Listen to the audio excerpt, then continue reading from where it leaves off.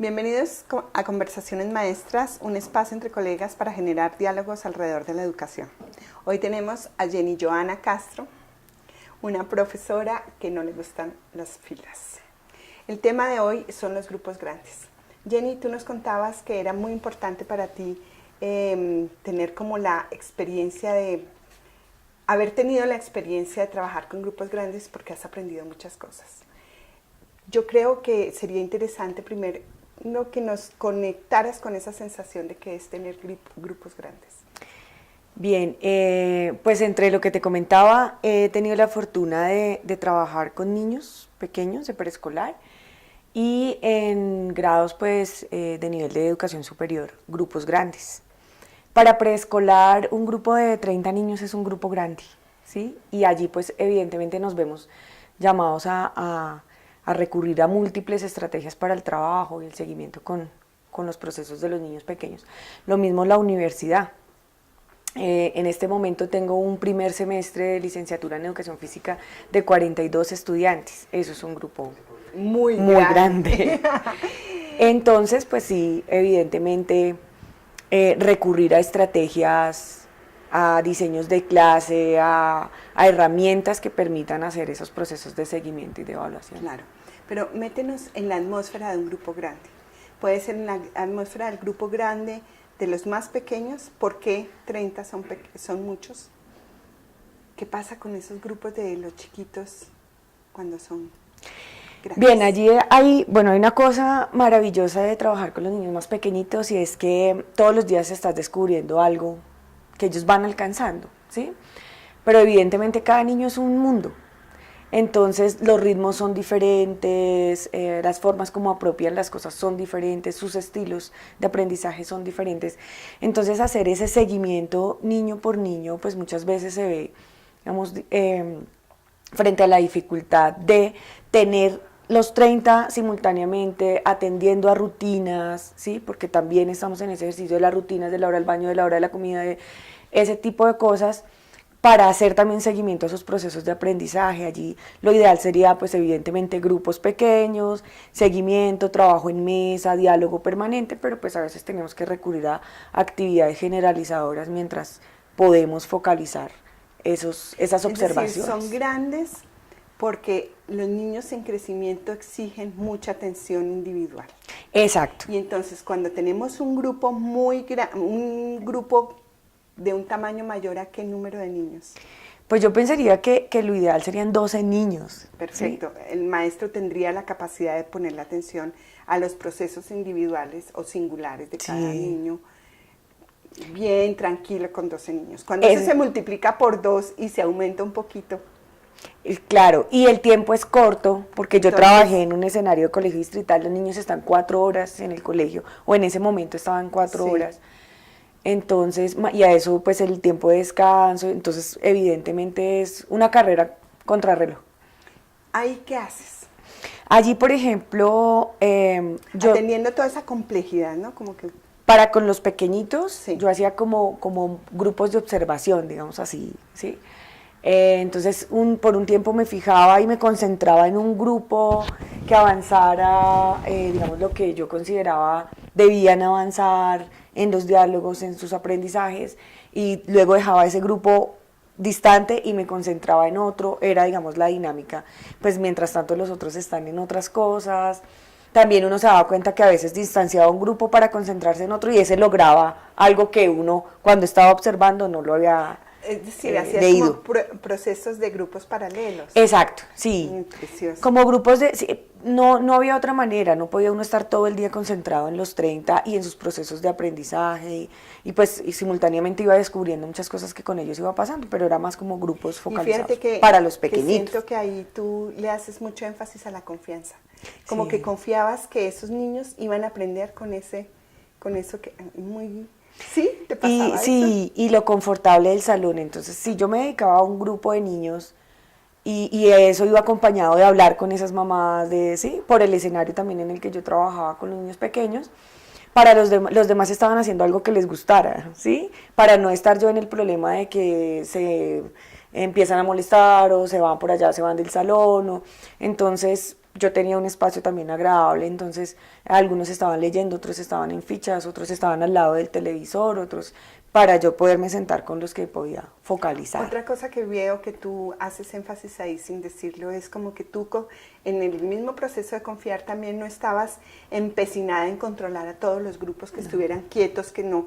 ¿Cómo haces eso? ¿Qué pasa en ti? ¿Cómo lo logras en el grupo? Nunca lo he hecho, de hecho alguna vez me pareció muy curioso porque alguien decía que mis salones siempre eran caóticos. ¿Sí? Caóticos. Sí, entonces yo pensaba, claro, quien mira de una ventana de afuera hacia adentro y ve muchos niños para allá, para acá, subiendo, pues decían era caótico, pero yo sentía que eso tenía un orden, era mi orden porque yo estaba focalizada con un grupo. Pero eso me parece también que me hace a mí el trabajo más fácil, no estoy preocupada por el control permanentemente y hace que para los niños, para mis estudiantes en general, porque lo mismo pasa con los grandes en la universidad, hace que el salón sea confortable, ¿sí? Que sea un espacio tranquilo, que sea un espacio en el que pueden hablar, para los niños un espacio en el que pueden gritar, ¿sí? En el que pueden ir, correr, sacar fichas, mientras yo estoy haciendo otra cosa. ¿Cómo logras tener esa confianza? Lástima la palabra que solo estoy usando, que sea confianza, pero ya miremos qué otras palabras aparecen, para sentir que va bien, que las cosas se están logrando. Pues justamente la relación con los niños y lo que yo voy observando, pero también algunas veces me he dado cuenta que el proceso es demasiado lento, ¿sí? O que confié, con la palabra que utilizas, confié demasiado y algunos estudiantes se me quedaron como muy relegados. Digamos que ha sido también parte del aprendizaje, me pasa en la universidad frecuentemente. ¿Cómo es en la universidad? En la universidad tengo un grupo de 42 estudiantes, entonces creo mucho, yo creo que la estrategia principal allí es el diálogo. ¿Sí? Primero Permanente. cuéntanos cómo es el estrés que uno siente cuando entra en eso, o no siente estrés, qué es lo que se siente con el grupo de 40. Te dan el grupo el primer semestre, el primer día, tienes 45. 42. 42, bueno, ¿qué pasa ahí? Son, pues, digamos, el impacto es alto porque yo hacía rato no tenía un grupo tan grande en la universidad y tan pequeños de edad, son chicos que acaban de egresar del colegio, tienen 15, 16, 17 años. Entonces, pues obviamente las dinámicas son muy diferentes a los grupos de séptimo, sexto que tengo también en otras carreras, grupos pequeños, relativamente 18 o 20 estudiantes. Entonces allí que es lo que a mí me parece fundamental, es verse allí y asumir el reto, ¿sí? A pesar de que siempre decimos que lo ideal sería tener 20 estudiantes, bueno, sí, unas cosas ideales que siempre pensamos, pues es asumir el reto. Y mi primer reto es cómo convoco a estos chicos, son adolescentes, ¿sí? ¿Qué hago para convocarlos? ¿Qué hago para que quieran estar acá? Porque además mi espacio es de formación teórico-pedagógica, entonces... No, pues es de alto nivel de exigencia. Sí, es un espacio, digamos, no tan dinámico, pero lo pienso así, entonces pienso lo que te decía hace un rato, que el salón sea confortable para ellos. Cuando hablas de confortable, explícanos qué quiere decir eso. Que tienen libertad de estar en el salón, en principio, por ejemplo. Digamos, más allá de que tienen que asistir a clases, ¿sí? Porque si pierden. Entonces, ¿cómo es eso? Yo te lo decía la vez pasada, ellos pueden comer en el salón, entrar, salir. Entonces, en ese espacio de diálogo, por lo general trabajo con grupos, ¿sí? Que hago grupos de trabajo que luego rotan, se mezclan, dinámicas que les permitan moverse en el salón. Eso me parece confortable para ellos y para mí. Yo también tengo que sentirme bien en ese espacio, disfrutarlo, dialogar, ir y venir. No como podría... que tú no tienes el control de ser la profesora que está en el centro de la clase dictándola, sino que vas creando como una red. Exacto. De hecho, utilizo poco el tablero. Que día me lo hicieron... Me dijeron, profe, acá para unas fotos, entonces usted acá en el tablero. Yo le dije, no, pero yo nunca estoy en el tablero, yo estoy en otro lado. Entonces fue curioso eso. Entonces no me interesa el tablero, ¿sí? No, lo utilizo muy poco. No sé si sea falta de la habilidad de utilizar, no sé. No me interesa, entonces siempre estoy moviéndome por el salón, dialogando, que ellos dialoguen, porque para con grupos grandes es importante que ellos participen de eso. Ellos mismos se van dando cuenta de los niveles de diálogo que tienen con los compañeros. Trato muchas veces de hacer ruptura de los espacios de los amigos, o sea, del grupo así, del combo amigos, para que dialoguen con otros. eso también me facilita a mí muchas cosas. ¿Por Los qué? veo preguntándose, porque hay ese proceso de seguimiento. Entonces yo llego al grupo y veo a los estudiantes preguntándole el uno al otro, confrontando lecturas. Siempre hay un pretexto para ese diálogo entre los grupos, ¿no? Entonces, por ejemplo, hay preguntas problematizadoras, entonces están dialogando y yo llego al grupo y digo, ah, bueno, que eso es esa confianza. Están dialogando, resuelvo una duda y puedo ir a otro grupo, ¿sí? En esa misma dinámica pues pueden entrar, salir, respetar el trabajo de la clase, pero entrar, salir, comer, eso no es algo que a mí No, me eso preocupe. no es problema, el problema es cómo logran los procesos de aprendizaje. Exacto. Me parece que en lo que me estás contando para ti es muy importante lo relacional. Sí. Es decir, que si tenemos una complejidad de 45 alumnos, pongámosle, en estas edades que son casi saliendo de la, mejor dicho, casi adolescentes, ¿cierto? Sí, adolescentes son adolescentes. ¿Cierto?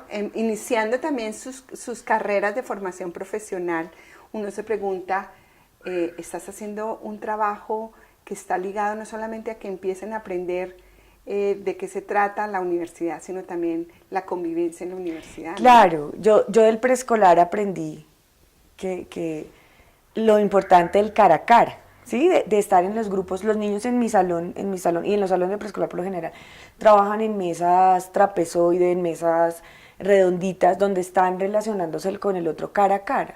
Pasan a primero de primaria y eso se pierde en muchas ocasiones. Sí.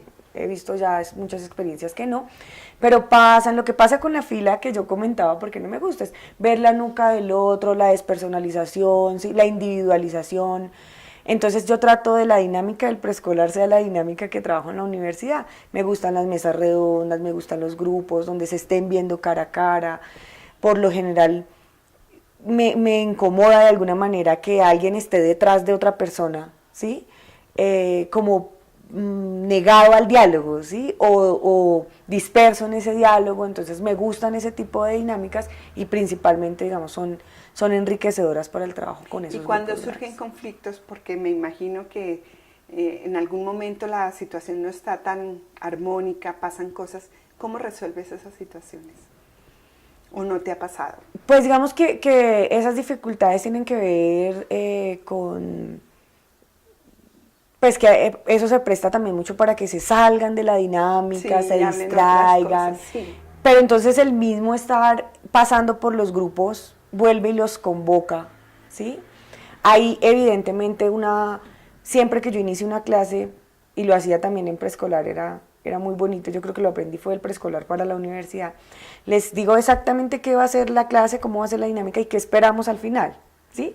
Entonces de alguna manera, bueno, al final vamos a hacer tal cosa, y ellos están pues trabajando en la dinámica de la clase para al final, por ejemplo, hacer la socialización, dar las respuestas a las preguntas Es problemáticas. decir, tú tienes en el fondo una metodología que no solamente se trata de ese bienestar que generas en la relación, sino se me hace como una estrategia que has aprendido a elaborar y que te ha salido muy exitosa. ¿Cuál es esa metodología que tú te has inventado? Me parece Sí, yo no sé, le llamaría en este momento como el trabajo concreto.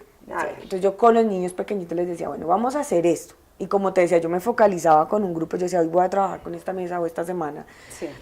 Entonces yo les decía, y les explicaba la actividad o les presentaba la actividad, y al final vamos a entregar tal cosa, ¿sí? Les Entonces, ponías un compromiso. Sí. Un paso a paso. Ahora, lógrenlo como quieran, en el tiempo que quieran, entren, salgan, sí, para la universidad, entren, salgan, pero al final vamos a hacer esto. Y funciona, sí, funciona, o sea, al final, bueno, vamos a hablar entonces de las respuestas que lograron, y cada grupo tiene sus respuestas, eso me parece. Y las pones en colectivo para que todos se oigan. Incluso, exacto, claro, siempre al final de una sesión de clase hay una socialización. Es decir, de grupito pequeño pasamos otra vez al gran colectivo, siempre. pero ya están cada uno entusiasmado con la resolución de su proceso. Exacto. Y todos quieren oír cómo resolvieron. Exacto, claro, de hecho a veces estamos en ese trabajo y los estudiantes se acercan, ya profe, en una cosa que estaba planeada, no sé, para 2 horas, en 1 hora la resuelven, ok, ya vamos para allá. Ahí sí se pueden sentar a hablar de sus temas, salir a tomar un café. Tú le das, es decir, si de verdad eso, el tiempo se acorta, ¿qué haces con ese otro tiempo? No, ellos lo pueden aprovechar. Yo también siempre en mis clases les digo, tenemos, por ejemplo, las clases de 2 horas, tenemos 2 horas. Si en menos de 2 horas hacemos el trabajo que nos proponemos, pues nos vamos. Para la universidad, por ejemplo, hay grupos que se demoran más, si un grupo se demora menos, pues no hay lío con eso. Entonces, ok, hablemos, espérenme allá que estoy trabajando con este grupo, entonces ellos pueden hablar de sus cosas, salir y tomar un café, volver al momento de encuentro otra vez todos. Digamos, eso es un espacio de libertad.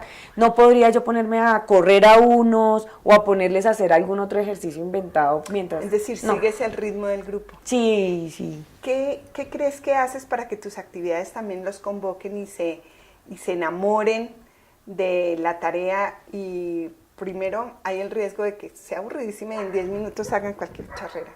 O que realmente logren el aprendizaje. ¿Cómo haces tú para esa parte de la motivación? Bueno, yo trato con los chicos de la universidad que lo que nos preguntemos, que lo que leamos se vincule con sus vidas, porque a esa edad les encanta hablar. Bueno, sí, a mí me quedó para toda la vida, pero a ellos les encanta hablar de lo que hacen, de lo que les gusta, bueno, y en la carrera en la que están, porque están en educación física. Entonces, por un lado eso, y por otro, que haya una pregunta de debate.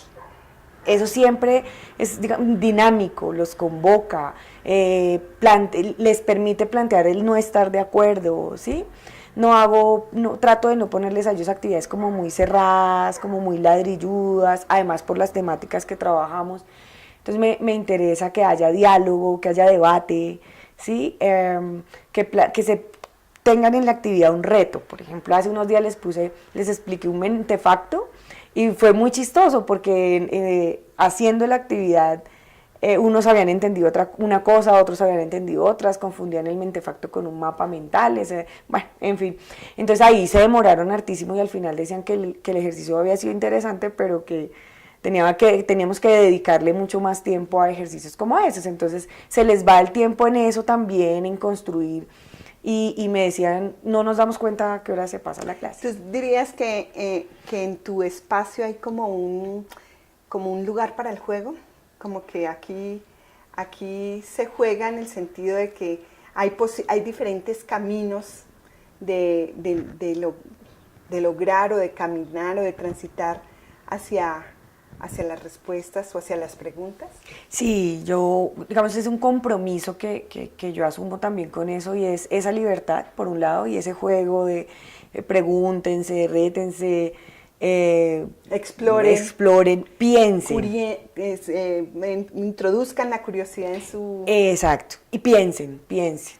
Para ellos fue una cosa impactante que yo les hice una evaluación específicamente de unas lecturas y les dije, bueno, saquen las lecturas, profe, podemos sacar, sí, y las lecturas también. En la evaluación. ¿Y qué pasó? Es que ahí es que pensar, justamente el reto era argumentar una cosa, entonces utilicen todo lo que sea necesario. Entonces, digamos, ese es el ejercicio. Entonces uno incluso, yo les dije, hagan que otro lea lo que usted escribió antes de entregármelo a mí. Y un estudiante dijo, profe, ya vengo. Fue a donde el hermano que estaba en otro semestre, le pidió al hermano. 50. Y vine y dijo, ya, profe. Bien, porque es su construcción, entonces eso les permite, les da risa. ¿Puedo salir? Ah, bueno, ya vengo. Entonces, sí, son cosas retos que se les ponen y en ese sentido también juegan, son creativos, piensan y sí, tienen a veces algunas dificultades, pero un 80% me funciona. ¿Tú cuál crees que ha sido el mayor aprendizaje que has tenido con estos grupos grandes? Para ti, para tu vida profesional, para tu desarrollo como maestra. En principio, saber que asumo retos y sentirme que además de que amo lo que hago, me esfuerzo por hacerlo bien. Mi mayor aprendizaje con esto es que, pues palabras más, palabras menos, los grupos grandes no me han quedado grandes. Entonces, es difícil a veces cuando hay que leer, ponerlos en ejercicios escriturales y 42 trabajos y retroalimentación 1 a 1, que eso es importante también. Pues eso se desgasta un montón y el tiempo se pasa también súper rapidísimo. Pero es importante, tiene sus dificultades. Tú estás diciéndome que un grupo grande te ha enseñado a manejar como como la capacidad de volver personal la educación, es decir, de pensar que uno tendría que masificarla, tú todo lo contrario, logras entrar y conocer a cada uno de tus alumnos, dirías, Sí, que es sí. como el aprendizaje mayor. Yo te decía la vez pasada también que cuando conversábamos que me gusta aprenderme rápido los nombres de los estudiantes, ¿sí? Y para los grupos grandes, bueno, pequeños es muy fácil, pero para los grupos grandes es muy importante, en 42, que en la segunda clase, tercera, yo a cada estudiante pueda, Sebastián, Nancy, Laura, Pilar, sí, sí, es ya un reconocimiento y para mí es un reto, yo trato de ubicarlos, utilizo 1000 estrategias para que en eso de los grupos grandes también se sientan identificados y evidentemente no es lo que uno critica, la masificación, sí, la homogenización, la heterogeneidad allí, todos igualitos, no me interesa, tienen que ir al mismo ritmo, tienen que, no, pues evidentemente hay particularidades en esos grupos grandes que como con los grupos pequeños uno debe reconocer, siento yo que es un compromiso y son retos para uno, ¿no? Para mí es ese tipo de cosas. ¿Cuál sería un tip ahí importante que nos pudieras dejar de esa capacidad que tienes de no masificar, de ver que un grupo grande es una oportunidad de conocer 40 maravillosos mundos y al mismo tiempo verlos crecer? ¿Un tip? Sí. Pues clave ahorita lo que te estaba planteando. A pesar de grupos grandes, asumir el reto de que son 42 mundos diferentes. El tip, darles a cada uno el lugar que se merece, reconocerlos como son. ¿Y cuál sería la exigencia del maestro? ¿Qué necesita ese maestro para hacer eso tan importante? Porque eso lo veo que es bastante complejo. Es importante, sí. Yo pensaría fundamental la observación y la comunicación, ¿sí? La observación para poder, como dicen ellos mismos, pillarse esas cositas mínimas, sí, también que los hacen diferentes, que les gusta, que este tiene todo el deseo de escribir bien, pero no lo hace bien, entonces yo lo voy a apoyar en eso. Este tiene una gran dificultad para hablar, yo le voy a ayudar en eso. Esas cositas que uno debería registrar más juiciosamente, ¿sí? Uno eso en la observación y otro... la observación y el seguimiento, ¿no? El seguimiento, sí. Porque me parece que uno puede, y entonces cuando dices apuntar, es estar pendiente de que esto va mejorando. Yo hacía un ejercicio que es muy terapéutico, que es preguntar cuál es tu reto para este semestre. Entonces, él mismo va definiendo su camino para mejorarlo. Y es una manera como para colaborar con ese proceso de que no solamente tú observas, sino que él se observa a sí mismo. ¿Lo has ensayado? Sí, no, en el proceso en la universidad es particular porque allí, no solo por nuestra formación como docentes, sino por la característica misma de la universidad, todo el tiempo se les está preguntando por ese ser que ellos van transformando como docentes. Entonces eso podría ayudar. A mí me parece que otra cosa que tú nos muestras en esta conversación, que me parece que es un tip importante, es el tema de la flexibilidad. Tú eres una persona que parece como si funcionaras ampliando tus propios límites, porque es que yo siento que ya de 12 a 45 ya estamos ampliando. ¿Tú sientes que eso también sería como una potencia que tiene el profesor o el maestro que trabaja con grupos grandes? Sí, yo diría que una capacidad, ¿sí? Sentada en la base de que esa clase tiene que ser agradable para mí primero que todo. Perfecto. Para mí como docente. Si yo llego a la puerta del salón, veo 45 y digo, qué insufrible esto, sí, eso es lo que voy a comunicar todo el tiempo, ¿sí? Si yo trato de buscar las estrategias que me haga agradable eso, a mí primero que todo, voy a comunicarle a mis estudiantes eso. Entonces, nos reímos, pues no falta la broma, no falta el comentario, ellos mismos sienten la confianza, incluso de hacerme bromas a mí. Hay un espacio, para mí eso es sumamente importante, reírnos. Es como decir que la experiencia de vivir vivir la educación o vivir la práctica pedagógica con grupos grandes debe ser un placer, un goce. Sí, lamentablemente en algunos escenarios es muy difícil dar ese paso, por los resultados que hay que presentar, por los seguimientos que hay que hacer.